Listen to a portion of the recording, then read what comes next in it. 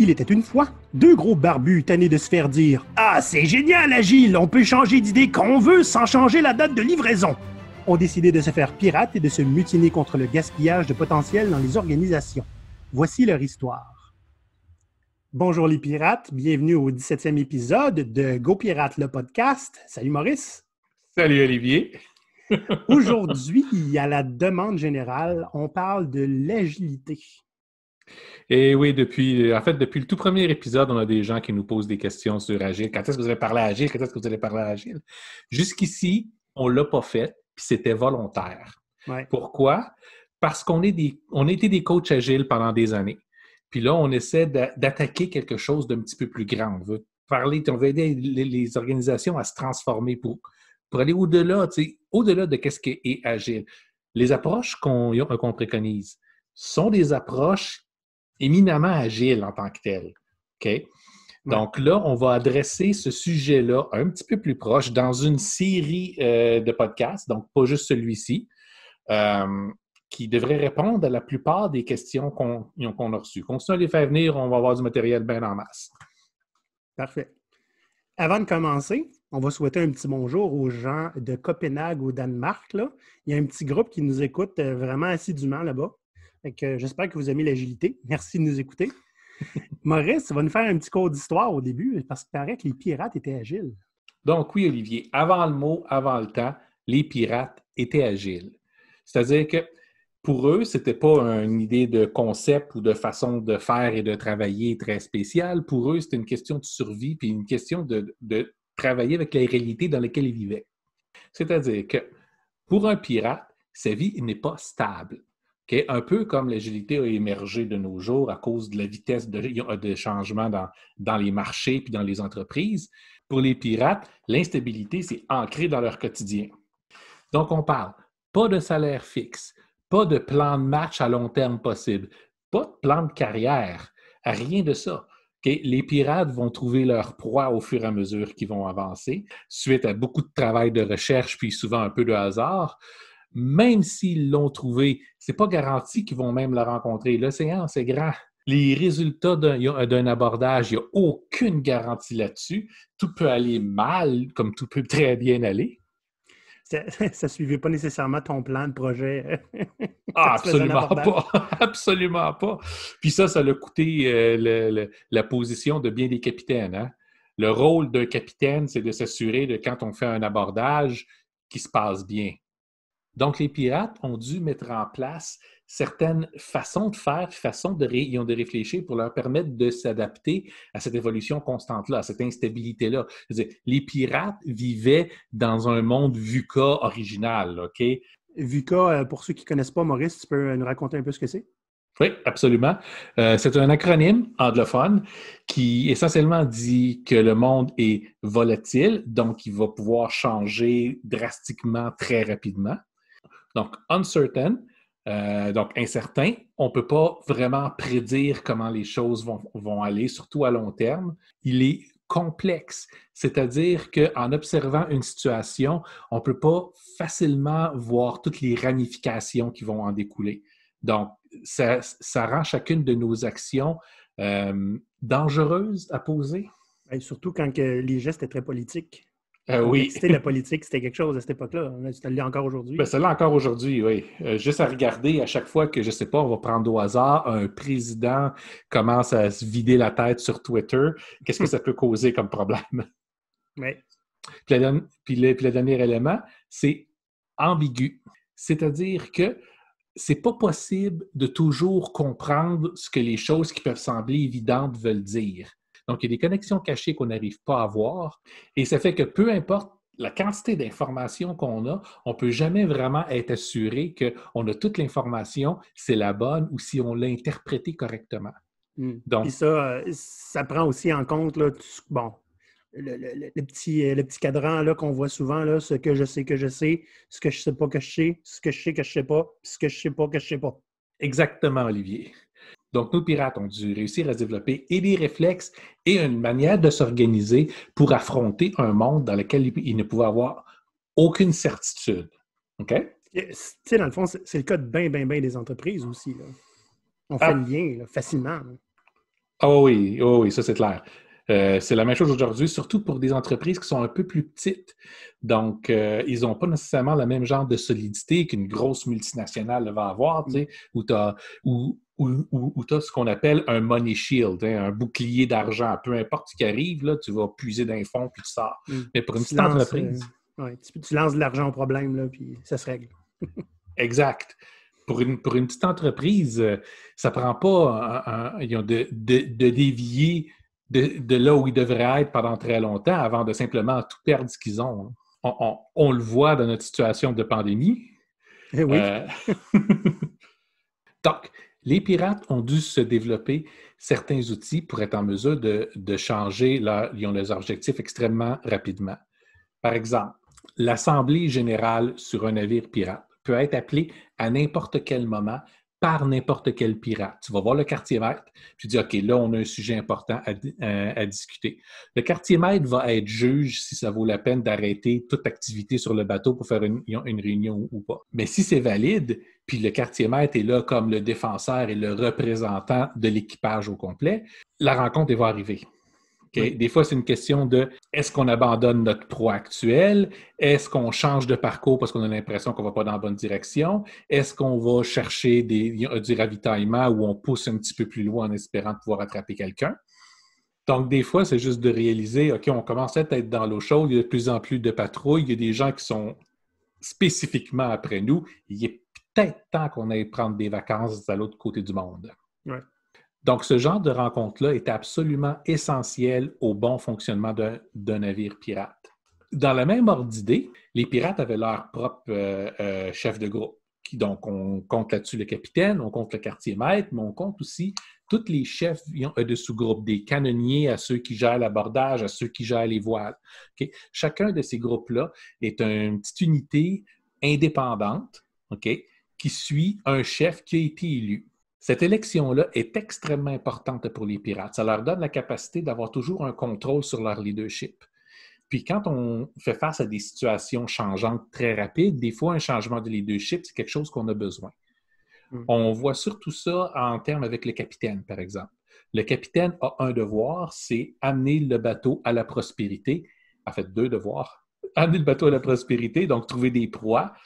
Puis, deuxièmement, les attraper. Donc, c'est lui qui est le commandant militaire en combat. Mais comme les pirates, dans le but de continuer à manger constamment, avaient plusieurs stratégies de revenus. Des fois, c'est attraper des bateaux. Des fois, ça va être aller assiéger une colonie. Ou des fois, ça va être de faire du marché noir. Donc, les pirates avaient quelque chose qui s'appelait la ronde, c'est-à-dire ils partaient des Caraïbes, se rendaient jusqu'en Inde, en Asie du Sud-Est, achetaient le maximum de choses sur le marché noir qu'ils pouvaient, les denrées précieuses, et les importaient jusqu'en Amérique, ce qui était complètement interdit parce que c'est une époque de monopole. C'est-à-dire qu'il y avait quelques grandes compagnies qui avaient le droit de faire ce genre de commerce-là. Ce qui faisait aussi que les colonies avaient habituellement, à cause des taxes très élevées, jamais les moyens d'acheter ces denrées précieuses-là. Donc, les pirates faisaient une belle fortune en approvisionnant les colonies de cette façon-là. Fait que tu parlais des chefs des sous-groupes là, dans les bateaux pirates. Là. Dans le fond, si on regarde, on compare avec aujourd'hui, ça nous rappelle un peu les chefs d'équipe, à la différence que du côté des pirates, ils étaient élus par les troupes. Exact. C'est clairement des chefs d'équipe, pareil comme aujourd'hui, mais élus. Habituellement, c'était la personne qui avait le plus d'expérience, le plus d'expertise dans un domaine qui allait se faire naturellement élire à la tête de ce domaine-là. Maintenant, tu vas rester élu tant et aussi longtemps que tes hommes ont confiance en toi. Si tu n'es pas un bon chef, tu as beau être le plus d'expérience, tu vas être mis de côté, un autre va être mis à la place. Certaines fois, il va y avoir des changements dans ces chefs-là selon la situation. Comme j'étais en train de parler, des fois, il faut que tu changes de stratégie pour gagner ton pain. À ce moment-là, c'est peut-être pas le même capitaine que tu as besoin. Si tu vas dans une autre section du monde, peut-être que c'est pas le même chef du groupe qui vont déployer puis ravaler les voiles. Ça va prendre quelqu'un qui s'y connaît plus avec les vents de cette région-là. Donc, ce n'est pas juste une question de performance, ce n'est pas juste une question de mérite, c'est une question de qui est la personne la plus appropriée. Puis ça, c'est quelque chose à garder en tête encore aujourd'hui, parce que dans un environnement très incertain, un environnement à haut VUCA, il faut être en mesure de s'adapter rapidement. Puis là, ce ne sont pas les titres, et puis ce n'est pas la fierté personnelle de quelqu'un d'avoir acquis un rôle à jouer qui devient important. Si on veut que l'entreprise survive et puis prospère, ça prend la personne la plus appropriée à la bonne place. Ouais. Donc, toujours en parlant des leaders, des pirates, ce qui est important, c'est que quand il y a des décisions qui sont à prendre, est-ce qu'on va pourchasser tel navire, par exemple? Le navire est plus gros, mieux armé, mais il est plus lent, par exemple. Bien là, on peut se poser la question, est-ce que le risque vaut la peine? Est-ce que notre réputation est assez grande qu'on pense que malgré sa taille et le fait qu'il est mieux équipé, il va probablement se rendre? À ce moment-là, on fait appel à nos chefs d'équipe parce que ce sont des experts. Et l'expert qui s'occupe des voiles, puis de la coque, puis de l'état du bateau en général, va être capable de dire est-ce qu'on est capable de faire des manœuvres beaucoup plus serrées qu'à l'habitude, aller beaucoup plus rapidement qu'à l'habitude sans endommager le bateau. Donc, ce qui nous permettrait de pouvoir utiliser notre vitesse puis notre agilité versus l'autre gros navire. Le responsable des canons va pouvoir dire avec le genre de canon qu'on a, leur disposition, ça prendrait telle stratégie pour être en mesure de lui causer du dommage. Donc, ces voies-là sont extrêmement importantes. Mais ces voies-là ne sont pas entièrement décisionnelles, dans le sens que si le capitaine amène la proie sur la table et dit c'est ce bateau-là qu'on devrait aller, c'est l'équipage qui décide si on le fait ou pas, sous les avis de ces chefs de groupe-là, donc qui sont des gens experts et expérimentés, qui vont être capables de donner leur opinion. Puis à bout de ligne, c'est l'équipage au complet qui va voter est-ce qu'on le fait ou est-ce qu'on ne le fait pas. Simplement parce que leur vie en dépend un peu. Hein. leur vie en dépend avenir. Complètement, oui. Et leur avenir aussi. Là. Fait que c'est pas quelque chose qu'on demande aujourd'hui en entreprise, hein, rarement. Non. Il y en a. Il y a des entreprises qui le font, on en a parlé, mais... Il y a des entreprises qui le font, mais souvent, il y a des entreprises qui vont le faire. Ils vont demander l'avis à des experts qui ne sont pas nécessairement et qui ne trempent pas nécessairement dans ce que ce groupe-là ou dans ce que ce projet-là est en train de vivre. Okay? Donc, ils sont pas skin in the game. Là. Exact. Okay? Donc, on a 2, 3 architectes d'entreprise en quelque part qui vont prendre des décisions pour des choses dans lesquelles ils ne touchent pas ni de près ni de loin. C'est juste que leur rôle, puis leur position hiérarchique, puis leur expertise fait en sorte que c'est leur opinion qu'on va écouter. On parle beaucoup d'agilité à l'échelle. Hein? C'est quelque chose que les pirates étaient capables de faire? Ah, bien sûr. Bien sûr. D'habitude, les pirates fonctionnent avec un navire. OK? Mais c'était régulier qu'ils allaient travailler en groupe. Donc, 2, 3 navires ensemble où les équipages allaient prendre une entente écrite sur comment ils allaient travailler. Puis à partir de là, ils essaient de coordonner leurs efforts. Des fois de façon entièrement individuelle, des fois en ayant un capitaine qui prend un rôle de commodore. Donc, il devient juste comme un surcapitaine. Un bel exemple de ça.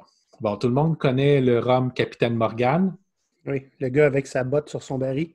Exact. C'est pas juste une mascotte, c'est un vrai pirate. En fait, le gars était un corsaire pour les Anglais. Et en fait, il a oscillé entre corsaire et pirate assez régulièrement. Mais il a eu assez de succès, puis il est devenu un héros national et il a fini gouverneur de la Jamaïque. Okay? Un poste très respectable, qui a fait que la Jamaïque s'est rapidement transformée en havre pirate. Donc, le capitaine Morgan a décidé un jour d'aller capturer la ville de Panama City, encore à l'époque où il était pirate. En fait, corsaire. Donc, lui, il avait sa lettre de marque. Mais c'est certain qu'à lui seul, il n'est pas capable d'aller prendre Panama City. Donc, Panama City n'est pas placé sur la côte atlantique, proche des Caraïbes, d'où était Morgan. C'était placé sur la côte du Pacifique. Donc, l'invasion devait essentiellement traverser Panama au complet pour se rendre jusqu'à la ville. Donc, ça prend beaucoup de monde pour faire ça. Puis Morgan, étant un corsaire, il y avait un navire. Et c'était encore, c'était vers la fin du 17e siècle. Les navires étaient plus petits qu'après la guerre suivante. Donc, les pirates de l'âge d'or dont on parle d'habitude avaient accès à des navires légèrement plus gros que ce que Morgan avait. Donc, ce qu'il a fait, c'est qu'il a lancé un appel à tous les pirates, à tous les boucaniers, à tous les corsaires qu'il y avait dans la région. Il a dit, tous ceux qui veulent venir embarquer dans mon expédition doivent arriver avec leur navire, avec leur équipage, puis ils ont droit à une part du butin. Et par le temps que ça lui a pris de partir, d'organiser son expédition en Jamaïque, puis de se rendre jusque sur les côtes du Panama, qui est à peu près 2 mois là, que ça l'a pris à tout faire ça. Donc, il a pu passer d'une flotte d'un navire avec un équipage d'à peu près 150 personnes jusqu'à plus de 2000 hommes qui étaient avec lui. Quand même, c'est un bon multiplicateur. Là. Un bon multiplicateur, puis on s'entend, en 2 mois, à une période où ça prenait du temps au message à se répartir. Hein? Après ça, ces gens-là doivent décider est-ce qu'on y va, est-ce qu'on y va pas. Maintenant, il faut qu'ils se coordonnent avec aucune façon pour communiquer ensemble, savoir où est-ce qu'un groupe est rendu, où est-ce qu'il faut qu'il aille. Donc, ils ont réussi quand même à rassembler tout ce qu'ils avaient besoin, provisions, armement, hommes, navires, puis à se rendre là-bas. 2000 personnes. L'expédition a été, on va dire, un succès. Jusqu'à un certain point, mais assez que quand l'expédition s'est terminée, tout le monde est revenu, on sépare le butin et instantanément, cette flotte qui était gigantesque à l'époque se dissipe complètement. Imaginez ça, en à peu près 2 mois, parce que l'expédition en tant que telle, là, traverser Panama, aller prendre la ville et puis revenir, ça s'est fait en peut-être 2 semaines. Donc, environ 2 mois total, un peu plus que 2 mois. Donc, ce qu'on voit ici, c'est un effort, une petite entreprise de 100-150 personnes qui scale up puis scale down à 2000% en l'espace de 2 mois. Ils n'ont pas viré personne à la fin. Là. Tout le monde était content avec sa part du butin. On va y aller avec cette histoire-là. Ouais. Parce que Morgane, c'est un trou de cul. Ah ouais, je sais pas. Oh, ouais. C'est pas tout le monde qui en a eu du butin parce qu'il s'est sauvé avec une partie. Encore aujourd'hui, on a de la difficulté à faire quelque chose comme ça. Là. C'est pas évident. Là. Puis quand on le fait, éventuellement, on va mettre juste tout le monde dehors. Donc, comme on peut voir, les pirates étaient déjà agiles, étaient déjà équipés, vivaient essentiellement des situations qui, même si c'était extrêmement différentes des nôtres, avaient quand même plusieurs points communs. Puis, leurs réponses à ces situations-là sont fort similaires à celles que nous, on a. Puis c'est fort similaire à celle que nous, on prêche en tant que GoPirate. Donc, aller vers des entreprises progressistes, regardez nos 9 tendances, vous allez voir exactement les mêmes tendances que les pirates. Bon, là, on a vu dans les années 1700, c'était quoi être agile? Là, on est en 2020. Ça représente quoi? C'est quoi les enjeux modernes de l'agilité, dans le fond? Bien, à la base, on est agile pour une raison. Le but, c'est d'avoir plus de valeur pour moins d'investissement. Okay? Ça ne veut pas dire de faire le même travail pour moins cher. Là, okay? Les entreprises qui pensent encore qu'agile, c'est ça, c'est la même affaire pour moins cher, sont complètement à côté de la traque. Okay? C'est pas comme ça. En fait, on va avoir plus de valeur pour moins d'investissement parce que des petites équipes auto-organisées, puis jusqu'à un certain point auto-gérées, ça coûte moins cher de bureaucratie autour. Okay? Parce que des équipes qui vont mettre la qualité en premier puis le temps pour faire la bonne qualité n'ont pas besoin de recommencer leur travail plus tard. Okay? Donc, les équipes qui travaillent avec les utilisateurs pour construire la bonne chose ne vont pas gaspiller des ressources à faire du travail qui n'aura aucune valeur, qui ne sera juste pas utilisé. Donc, l'idée que l'agilité peut mener à coûter moins cher pas pour le même travail, mais pour le même genre de valeur que ce qu'on voudrait avoir, c'est tout à fait vrai. Maintenant, la façon dont on le met en place n'est pas nécessairement la façon pour que ça mène à ce résultat-là. Ce qu'on voit dans la majeure partie des entreprises, puis ce que toi et moi, Olivier, on a fini par se tanner de faire parce qu'on était des coachs agiles pendant longtemps, c'est les entreprises sont super intéressées par l'agilité opérationnelle, surtout en matière de livraison. Donc, le comment. Oui, le comment. On va faire un projet en mode agile, puis tu vas voir miraculeusement, comme le projet n'aurait pas marché d'aucune autre façon, là, il va fonctionner, puis il va coûter moins cher. Puis, ce qui est génial, c'est qu'on n'aura pas besoin de changer grand-chose. Je change juste une coupe de titres, des titres de meeting, des types de personnes. Ben c'est ça. Ça, c'est la raison principale pourquoi dans beaucoup d'entreprises, ils vont juste finir par juger que l'agilité, ça ne fonctionne pas. C'est parce qu'en partant, le principe n'a pas été compris. Tu ne l'as même pas essayé. Exact. Mais même les évangélistes agiles, pour une bonne partie, vont uniquement s'adresser à l'agilité opérationnelle. Bon, on va se l'avouer, au départ, ça tournait beaucoup autour de ça, hein. Ce sont des groupes de développement logiciel qui ont fatigué de la façon dont ça fonctionnait, du fait que tout était complexe, très bureaucratique. Ils n'avaient pas vraiment de contact avec les gens. Tout devenait une longue débat, discussion de contrat plutôt que de faire avancer les projets. Donc, ils ont amené les grands principes qu'on retrouve dans le manifeste agile. Pour ceux qui ne connaissent pas le manifeste agile, donc ça vient simplement en 4 valeurs, OK? C'est les individus et les interactions plus que les processus et les outils. Le logiciel fonctionnel plus que de la documentation très, très exhaustive. La collaboration avec le client plus que les négociations contractuelles. Et la capacité de répondre aux changements plus que celle de suivre un plan. Quand on dit plus que, c'est que le côté droite du manifeste est important, mais on préfère aller avec le côté gauche, dans le fond, hein, avec le début des phrases. Là. Donc, on donne priorité, en fait, à une plus grande collaboration, une meilleure flexibilité, puis un produit plutôt que, ou un service, si c'est ça qu'on fait, mais plutôt qu'une négociation, beaucoup de documentation ou de la bureaucratie. Voilà. Il y a 12 principes qui sont attachés à ce manifeste-là, mais on va vous épargner. C'est très, très centré sur le logiciel. Là. Alors que l'on parle un petit peu plus de l'agilité, c'est démocratisé beaucoup depuis. Là. Oui, c'est ça. Ça l'a changé énormément.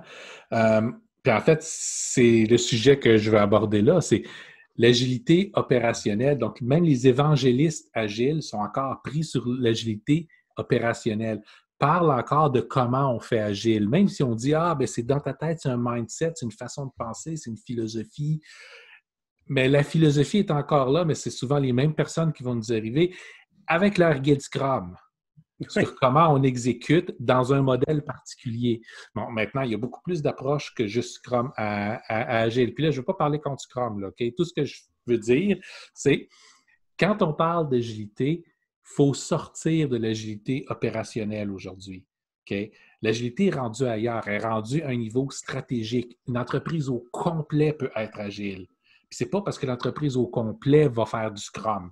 Okay? Puis c'est pas non plus parce que l'entreprise au complet va juste décider d'adopter SAFe, okay? Qui essentiellement...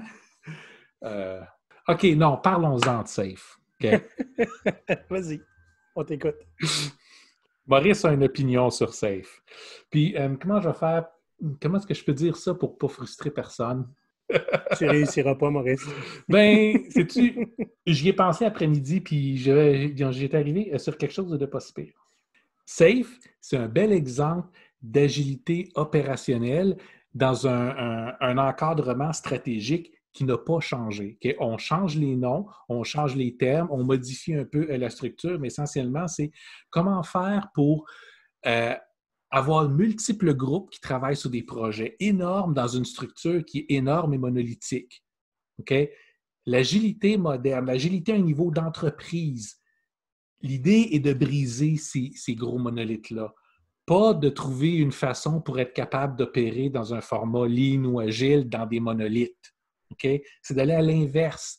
Une de nos tendances, c'est d'aller vers des équipes et des modèles organisés en réseau. Okay? Faut penser petit, mais connecté, plutôt que penser gros, puis se demander comment notre grosse affaire peut être livrée en coordonnant tout le monde. Okay? Si on fait ça, ça reste que ce n'est pas de la vraie agilité.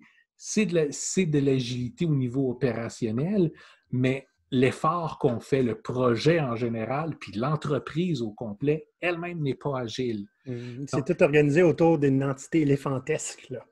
C'est ça. C'est une belle façon pour rentrer de l'agilité opérationnelle dans un environnement qui ne l'est pas et qui ne veut pas le devenir. Mais à ce moment-là, c'est payer beaucoup d'argent puis faire beaucoup de changements qui vont être difficiles pour certains puis alourdir quelque chose, une machine qui est déjà lourde pour juste être en mesure de pouvoir dire on veut livrer d'une autre façon. C'est-tu dans ces cas-là, Maurice, que tu expliques que souvent c'est juste en haut qui disent vous voulez changer? Changez vous autres en bas. En haut, on ne change pas nous autres.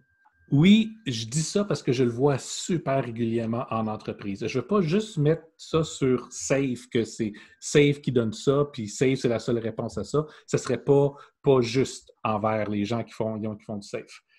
Dans la plupart des cas, les entreprises vont opter d'aller vers Safe parce que c'est mieux organisé que ce qu'ils ont. Ça veut dire qu'ils partent de loin. C'est une entreprise qui ne sont pas prêts à se transformer puis devenir une entreprise agile, à penser stratégiquement de façon agile, puis d'organiser l'ensemble de leur structure pour qu'elle devienne agile puis d'aller chercher les bénéfices. Mais ils s'aperçoivent que juste de prendre quelques équipes isolées puis leur dire, bien, vous êtes agiles, vous autres, mais dans notre modèle, c'est-à-dire que plutôt que ça marche mal pour nous de travailler avec vous, maintenant, ça va marcher mal pour vous de travailler avec nous parce qu'on ne change pas les budgets, on ne change pas la façon dont on organise les ressources, incluant les gens. Vous êtes une équipe agile, on s'attend à ce que vous ayez haute performance. Fait que mardi, mercredi, jeudi, toi puis toi, vous faites partie de l'équipe, mais les autres journées, vous êtes ailleurs. La semaine prochaine, on va vous rentrer 2 nouveaux intégrateurs qui devraient repartir la semaine d'après, mais inquiétez-vous pas, on va vous les remplacer par 2 autres.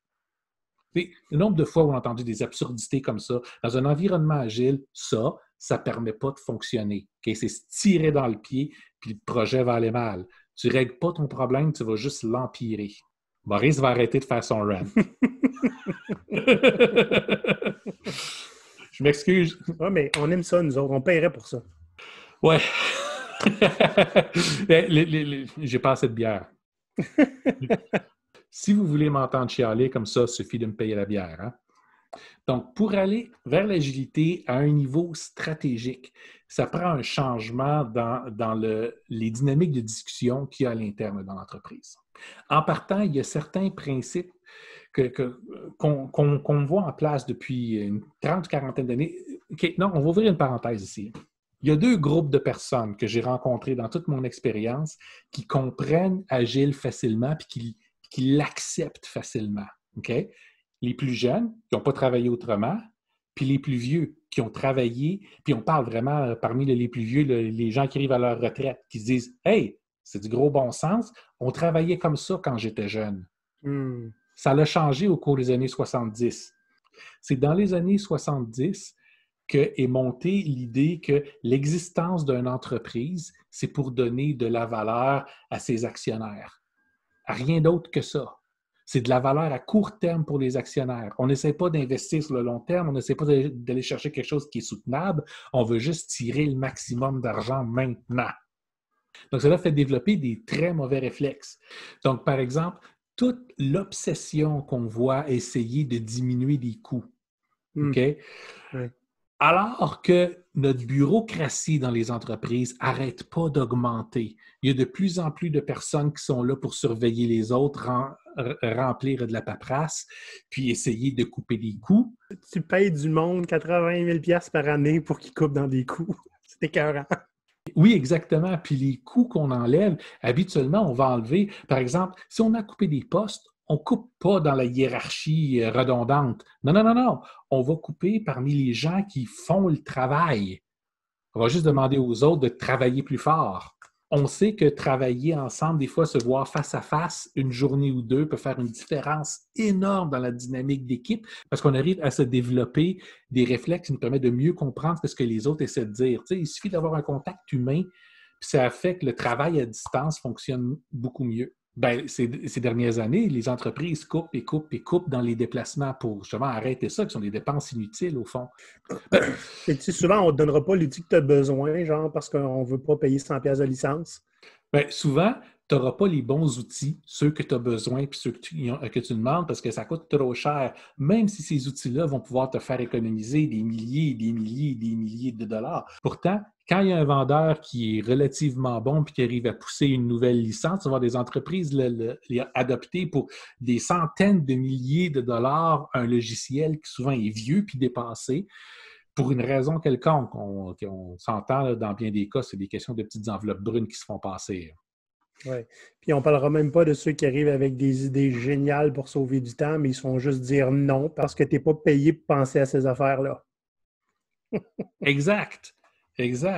Et on voit beaucoup des décisions difficiles d'entreprise où c'est vraiment dommage, mais il faut qu'on coupe dans vos avantages sociaux. C'est triste. Tout le monde doit se serrer la ceinture.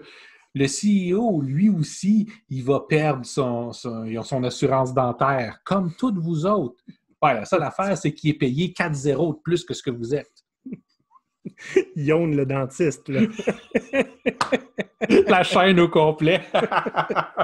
Maurice, si j'étais avec toi, je te paierais 2-3 bières, là, parce que je sens que je t'en dois, là. Tu as vraiment beaucoup renté. Oui, pour ceux qui ont pas l'habitude de me voir parler en personne, le Maurice, il ressort, là. Mais ça, c'est le vrai Maurice. Il n'y a pas grand-chose de stagé là-dedans. Donc, pour les entreprises modernes, pour devenir agiles, cette mentalité-là de court terme, de ne pas penser à investir dans son propre avenir, puis de ne pas miser sur la valeur qu'on veut réussir à sortir, de ne pas miser sur une relation avec le client. Votre client, là, c'est pas une proie, OK? C'est pas une commodité non plus, là. Exact. C'est travailler avec lui, servez-le, puis il va vous le repayer. L'argent va venir. Beaucoup des plus grands penseurs en gestion et des hommes d'affaires intelligents avec du succès vont vous le dire. D'abord, pensez à vos employés. Ensuite, pensez à vos clients, parce que vos employés vont s'occuper de vos clients correctement si vous occupez des employés correctement. Puis après ça, pensez aux actionnaires qui, eux autres, vont bénéficier du travail que vos employés font avec les clients, vont gérer, créer quelque chose qui va être soutenable, puis vos actionnaires vont pouvoir bénéficier de ça pendant des années durant. Si vous essayez de saigner votre propre entreprise à blanc, pour essayer de faire un maximum de profit cette année, parce que l'année prochaine, c'est dans 3 trimestres financiers, c'est donc éternellement plus tard. Écoutez, c'est pas comme ça que vous allez pouvoir réussir à bâtir puis à maintenir une entreprise viable. Dès qu'il va se passer quelque chose, OK, on parle, je ne sais pas, on va dire ça au hasard, comme ça, une crise qui arrive ou un changement dans votre marché ou dans votre milieu. Puis encore pire, si ces changements-là sont ce qu'on appelle des signes noirs, des black swans, donc quelque chose qui n'est absolument pas prévisible, vous allez vous retrouver les culottes à terre. Vous ne serez juste absolument pas équipé pour faire face à ça. Tandis qu'une entreprise agile, elle va l'être. Pourquoi? Parce qu'elle est entièrement basée sur la capacité à être flexible. Elle est entièrement basée au fait que chacun des petites unités d'affaires, des petits groupes de travail vont être autonomes, vont être des gens qui vont être habitués à réfléchir, à trouver des solutions à des problèmes. Puis votre structure entière va être équipée puis habituée à écouter leur opinion, puis à essayer différentes choses. Okay? Si votre marché devient complètement déstabilisé, soit par un concurrent qui invente quelque chose de neuf, soit parce qu'on se retrouve dans une pandémie, vous avez besoin d'avoir multiples idées, multiples expériences pour être capable de trouver comment vous adapter rapidement. Mais ce n'est pas ça qu'on voit. Ce qu'on voit, c'est que ces entreprises-là sont tellement incapables de s'adapter à un changement que tout ce qu'ils vont faire, ça va être se retrouver vers le gouvernement puis commencer à pleurer pour de l'argent puis dire « si vous ne donnez pas l'argent qu'on vous demande, regardez le nombre de personnes qu'on va devoir mettre à pied. » Quand bien souvent, il n'y a aucun besoin pour faire ça. Tout ce qu'il faut, c'est que vous avez déjà les ressources. Vous êtes capable de vous adapter. Dotez-vous de la bonne structure. Puis ce genre d'événement-là va arrêter d'être un apocalypse pour une entreprise comme vous. Ça va devenir des opportunités, de multiples opportunités à trouver, des nouveaux modèles d'affaires, explorer des nouveaux marchés, changer la dynamique que vous avez avec vos clients, puis trouver des nouvelles façons pour rentrer de nouveaux revenus. Maurice, c'est beau. J'ai une petite larme là, qui s'en vient. Là. Je te laissais aller, là, puis écoute, tu vois que ça vient des tripes, là. Oui, ça vient des tripes. C'est juste l'agilité de base naturelle, là. OK? C'est l'agilité simple. C'est pas un niveau qui est très, très difficile à atteindre. Non. Pas beaucoup d'entreprises réussissent à l'atteindre, mais c'est pas des affaires poussées comme nos 9 tendances qu'on parle, là. Dans nos 9 tendances, ça se retrouve là-dedans. C'est des niveaux 3 peut-être. Niveau 3, tu arrives à faire tout ce que je viens de dire là. Imagine quand tu arrives 4 puis 5. Ah ben là, c'est là que tu changes le monde. Oui. Tu cèdes des nouveaux exemples là, qui n'ont jamais été vus, puis bon. C'est probablement pas... Ça commence avec l'agilité, ces affaires-là. Oui, l'agilité est un catalyseur pour un changement. Puis si on veut atteindre une agilité d'entreprise, il faut donc que tous les niveaux de l'entreprise, principalement les niveaux en haut, commencent à accepter qu'il faut qu'ils changent leur façon de faire, que les habitudes prédatrices qu'ils ont appris depuis les derniers 30-40 ans ne sont pas viables à long terme. Là, ce qu'on vient de parler aujourd'hui, ça vous donne une petite idée de où nous, Olivier et moi, avec GoPirate, on en est face à l'agilité. L'agilité, c'est important, mais il faut avoir la bonne discussion. Ce n'est pas une question de tomber en guerre sur c'est quelle approche d'exécution agile qui est la meilleure. Puis ça, on va en parler dans un autre épisode. En fait, on va avoir plusieurs épisodes avec des étiquettes agiles pour que vous puissiez les trouver plus facilement, que ce soit pour le podcast ou que ce soit sur nos vidéos. Allez les voir. Mais ça, c'est notre position de base. On aime agile, mais on aime un agile moderne, on aime un agile qui va pouvoir nous amener plus loin, pas un agile qui va réchauffer les mêmes discussions qu'on a depuis 20 ans. Okay, j'ai entendu encore sur LinkedIn cette semaine des gens qui partaient avec une chicane entre Lean et Agile, puis lequel qui est le meilleur. Okay, on s'entend, c'est Lean puis Scrum là, qui était la grosse discussion. Bon sang, on l'a eu, cette discussion-là, OK? Il y avait eu les guerres agiles de la fin des années 2000 où on avait Scrum, Scrumban, puis Kanban, puis c'était la chicane entre les trois, OK? C'est passé, ça. OK? Maintenant, Lean et puis Agile, là, si vous ne savez pas encore, là, Lean et puis Agile, là, c'est pas mal la même affaire maintenant, OK?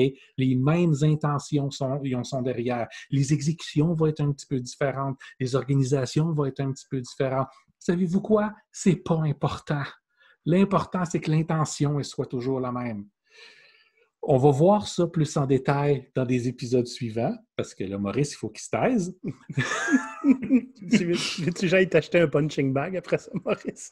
Non, ça va être bon. On enregistrera un autre épisode, puis là, on va commencer à parler des approches agiles que nous, on enseigne habituellement. Puis on va pouvoir, après ça, parler de certaines mauvaises habitudes, mauvaises tendances, comment on peut les rattraper, comment on peut les changer. Puis comment on peut changer le mindset, pas juste chez les dirigeants d'entreprise, mais chez les agilistes eux-mêmes. Et ça inclut les Scrum Masters puis les coachs. Il faut voir plus grand que ce qu'on a pris l'habitude de voir. Puis je dis ça, puis je dis pas ça pour parler contre personne ici, OK? Une des raisons pour laquelle on a décidé, Olivier puis moi, de ne plus être des coachs agiles, c'est parce qu'on se fait mettre dans des petites boîtes, constamment, partout où on va. Puis les autres coachs agiles, peu importe si ce soit des employés à temps plein pour une entreprise ou que ce soit des consultants comme nous on l'était, c'est la même chose. On vit dans un encadrement, puis on dit « voici comment ça va être », bien, sois agile là-dedans. Puis pour survie, tu finis par accepter que c'est comme ça que ça fonctionne. Puis on perd notre voix. On a décidé de ne plus perdre notre voix, puis d'aller en reforger une nouvelle. Mm-hmm. Donc, on va adresser ces points-là avec vous dans les semaines qui vont venir. Puis, Maurice, on se garde un petit peu de temps pour une couple d'histoires d'horreur quand même. Hein? Ah oui, prochain épisode. Là, on va sortir des belles histoires que toi puis moi, Olivier, on a vécues. Oui. Et on invite naturellement tous nos auditeurs à venir nous raconter vos histoires d'horreur agiles. J'ai le qui, ça? Je suis le premier sur la Terre qui l'a fait, cette blague-là, c'est certain. C'est certain. Mais, ouais, non, j'ai travaillé à un endroit où il y avait un Gilles, puis on dit, maintenant, on va prendre la méthode agile, puis ils sont tous allés voir Gilles, puis en fait, c'est toi qui as inventé ça, c'est malade!